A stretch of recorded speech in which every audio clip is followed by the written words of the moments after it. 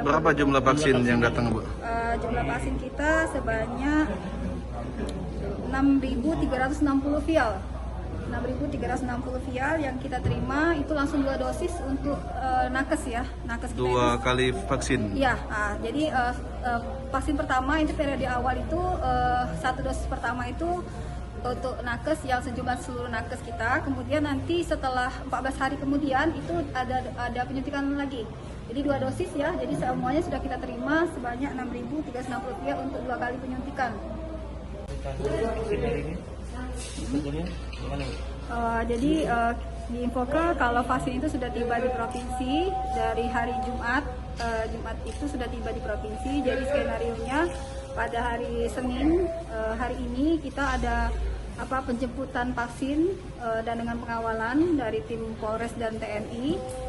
Juga ada dari Brimob ya Pak ya, dari Brimob dan Denpom dari Palembang sudah mengawal sampai dengan tiba di Sekayu. Jadi skenario-nya tadi pagi berangkat dari Sekayu, dari Dinas Kesehatan, titik kumpulnya itu jam 5.30, kemudian bergerak ke Palembang. Saat tiba di Palembang itu di gudang vaksin provinsi itu jam 9 estimasinya Pak ya tadi ya, jam 9, kemudian persiapan packing vaksin ke dalam wadah ya, wadah full box itu, kemudian sekitar jam 9.30 tadi ya, sekitar 30 menit, jam 10 kurang itu sudah tim sudah berangkat lagi dengan pengawalan, dengan tim pengawal itu langsung berangkat ke Sekayu dan tiba tadi jam setengah 12 ya. Jadi diawali dari Bapak Pak Bupati, kemudian diikuti ada live streaming besok seluruh pasienkes di Kabupaten Musi Banyuasin jam 2 siang.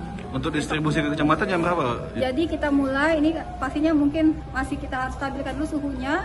Sudah terjadwal hari ini 31 pasienkes akan tiba di sini, terjadwal. Jadi kita mulai itu jam 2, jam 14 ada jadwal khusus. Jadi semua pasienkes atau yang ditunjuk sebagai pelaksana itu akan tiba di Dinas Kesehatan sesuai dengan jadwal.